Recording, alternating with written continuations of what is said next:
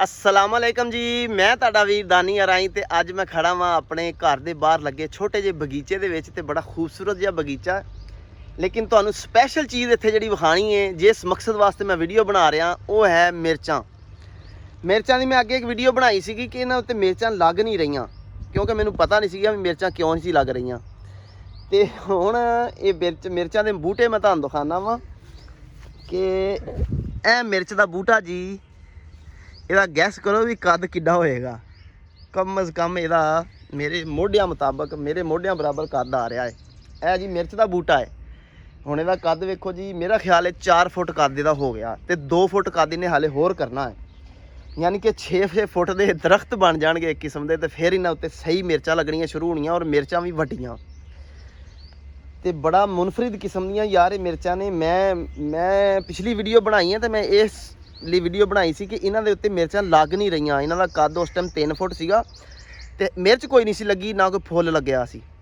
ते मैं वीडियो बनाई सी कि यार पता नहीं क्यों नहीं लग रहीआं, लेकिन वो मैनूं हुण पता चलिया कि जी पुछण तो बाद मालूमात हासिल करन तो बाद कि इन्हां दा कद जिहड़ा 5 ਤੋਂ 6 फुट हुंदा वा। उस तो बाद इन्हां ते बेबहा मिर्चां लगदियां ने कि तुसीं साਂਭ नहीं सकदे।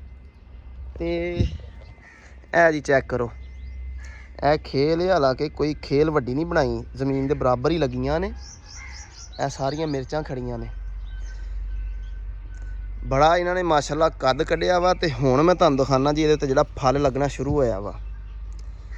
ठीक है, इत्थों तक मेरा ख्याल है कि इत्ते फल लगेगा। ਇਹ उत्ते जिवें हुण वधदा जा रहा वा ते फल चकदा जा रहा। मिर्चां भी ठीक ठाक लग रही ने।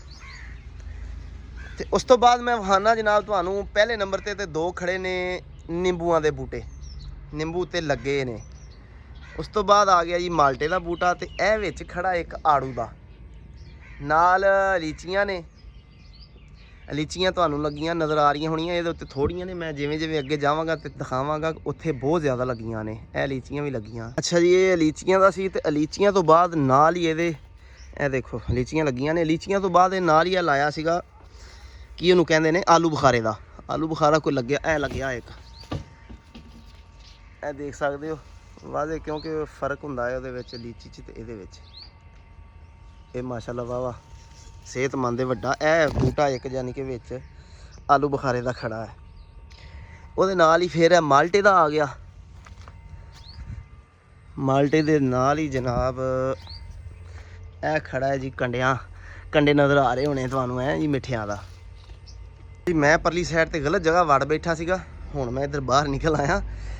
ए जी अनार, अनार दे नाल देख सकते हो दूसरा वड्डे अनारां दा लग्या वा।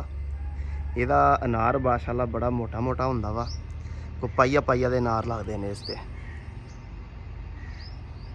ते इन्हां सारियां दे उत्ते नज़र आ रही होनी एक परां वेल है। ये वेल हैगी है जी अंगूरां दी। अंगूरां दी वेल दी मैं वीडियो पिछली बार भी नहीं सी बना सकिया, वो मैं तुहानूं अलग बना के दिखाना।